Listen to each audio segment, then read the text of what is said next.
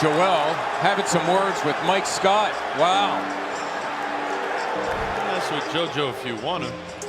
Another look at what just transpired. There's that double I was talking about. Now the two getting tangled. And the shoving turned into this. That, my friends, are a couple of heavyweights. What's up, everybody? It's Adam Chudwin with another edition of Chud's Hoops. Joel Embiid and Karl Anthony Towns got into a fight last week. It was hilarious to watch. It was very entertaining. They talked trash on social media, as you can see right here.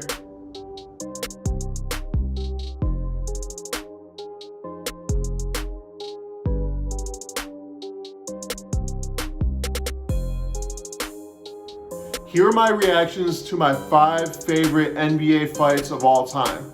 Roll the tape. Here we have Chris Childs and Kobe Bryant in April of 2000 with the Knicks and the Lakers playing.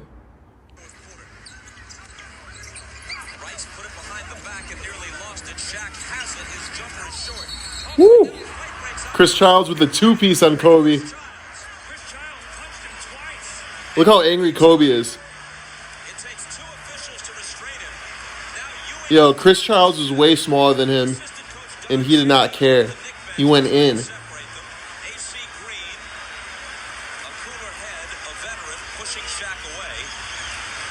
I can't believe Chris Childs had the balls to do this. Watch this. It's okay. Oh, you're going to give me the elbow? Boom, boom. Legendary moment right there. After the headbutt by Childs, Kobe threw a forearm up in the area of the neck, and then the 2 punches by Childs. Absolutely. There'll be suspensions here.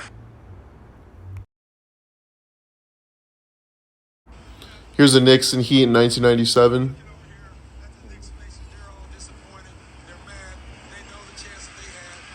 Look to the lower right. Boom! He literally threw Charlie Ward. P.J. Brown threw Charlie Ward. He suplexed him. That is such disrespect to do to another grown man. That is so funny.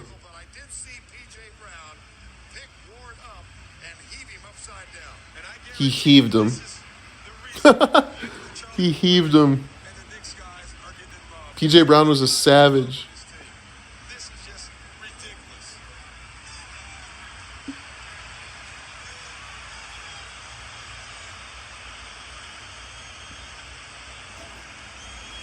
Look at that, he blocks the camera out. Charlie Ward was never the same.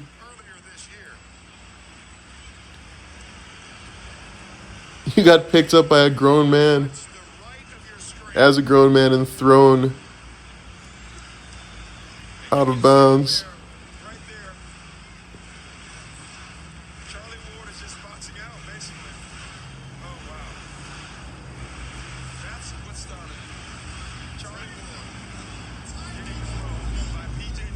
Look at this. His legs were flying.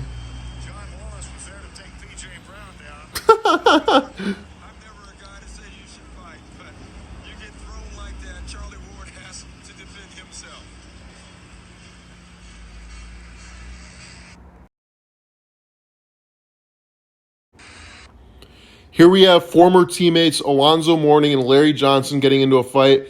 Technically, as you'll see, it was horrible, but it's so funny because of Jeff Van Gundy.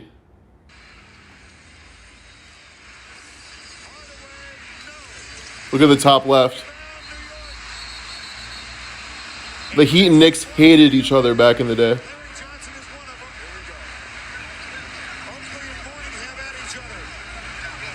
Look at Van Gundy on the ground.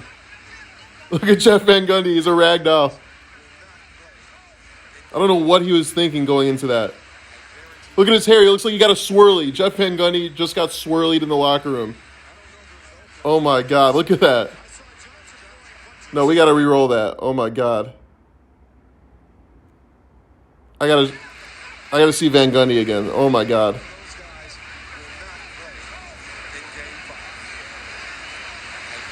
Look at Jeff Van Gundy, a professional basketball coach who ended up becoming a very big announcer, and he looks like he just woke up and had a swirly, like I said before. This is hilarious.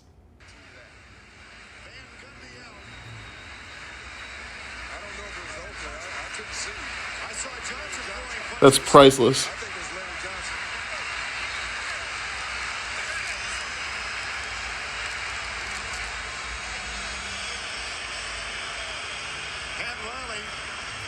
Has made so much, as have his teammates, of the composure of Alonzo Mourning.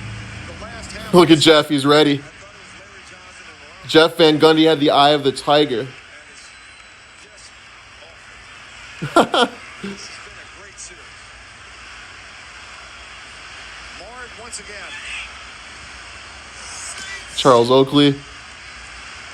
There's some tough players on these teams. Johnson throw punches. They may have been retaliatory. Oh my God, this is awesome. Place to see. Oh, it was both of them. It was Look at Jeff.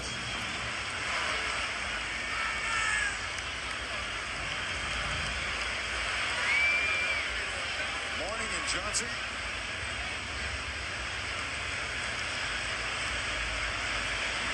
Yep. Look, they didn't land one punch. Yeah, it was Johnson and Mourning all the way. And that's old blood. That's old blood from Charlotte. And you hate to see it because Alonzo Mourning has been just great with his temper in the second half of the season. There was the first punch. That's the thing you'll realize is that NBA players in general are horrible at fighting. It's just awful. But it's Justin. Well, for the second year in a row. Watch again. Alonzo Mourning throws the first punch. There's one right there, and that's what got it going. And then the push back, and then there's the punch.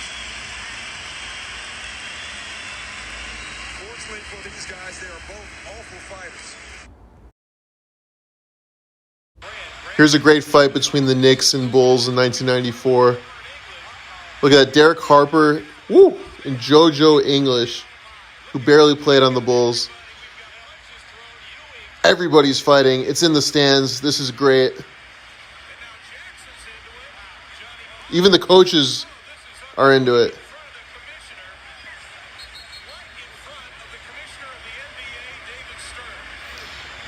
Look at that look on David Stern. He's like, oh boy, this isn't good.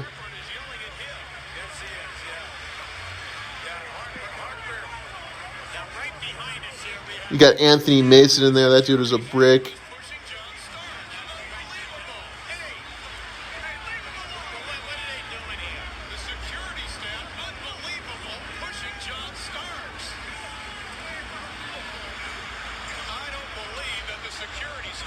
I hated John Starks back in the day. Now we're going to give you the entire scene. Look right in the middle of the screen out of the three-point line.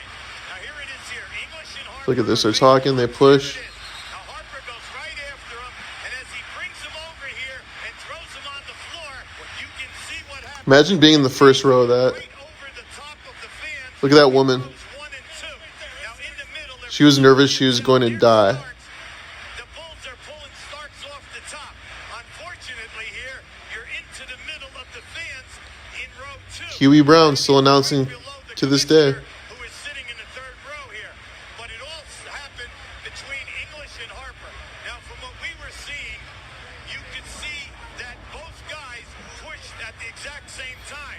And then This was a classic 90s rivalry. whatever English said, and you can see the continuation here right now. English once again is jawing, and everybody is trying to be calm in this situation. Patrick Ewing was always angry. Feelings here. And Pat Riley, here it is right now, coming right into the stands. Oh, this is great. See Williams went right on top of that pile. Then it just becomes a full melee. It's the old school brawl. Right there, Jackson pulls Starks Phil out Jackson falling on the ground. into the crowd. Then on top of all of this, right where the camera is, nothing is happening. 90s basketball at its finest.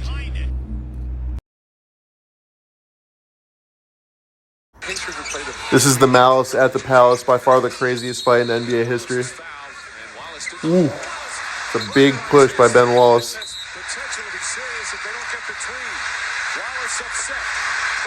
You had Ben Wallace, you had Rasheed Wallace, you had Ron Artest.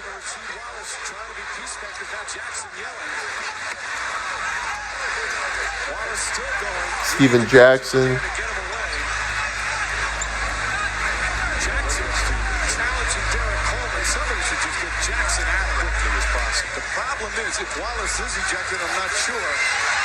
Look at that.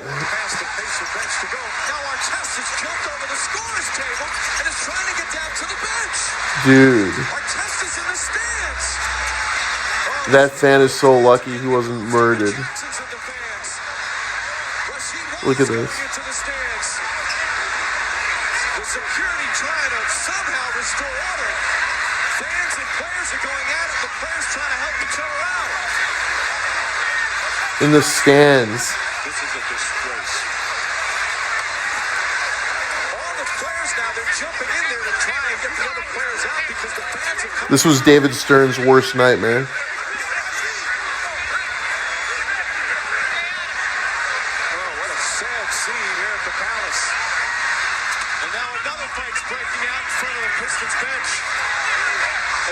It's a fan on the court. This is very, very dangerous.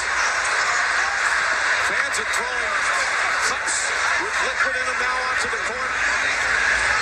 Ron Artest has a look in his eye that's very scary right now.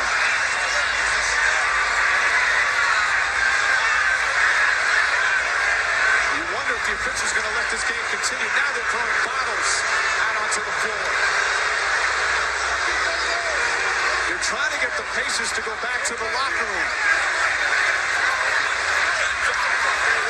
What was maybe you could call a hard foul at best has turned into just an ugly. Boston Crozier looks confused.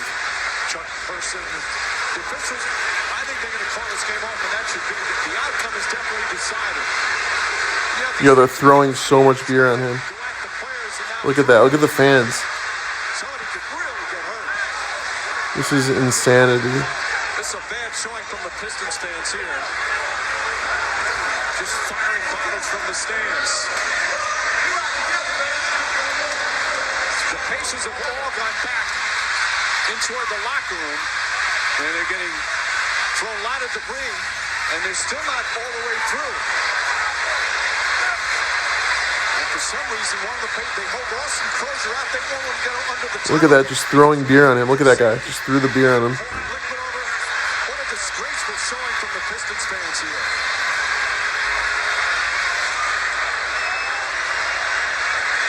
This might be the craziest fight in sports history. Worst scenes I've ever seen. This is an NBA history. The players just have to get out of there. Get back to the locker room. Jermaine O'Neal wanted to go back.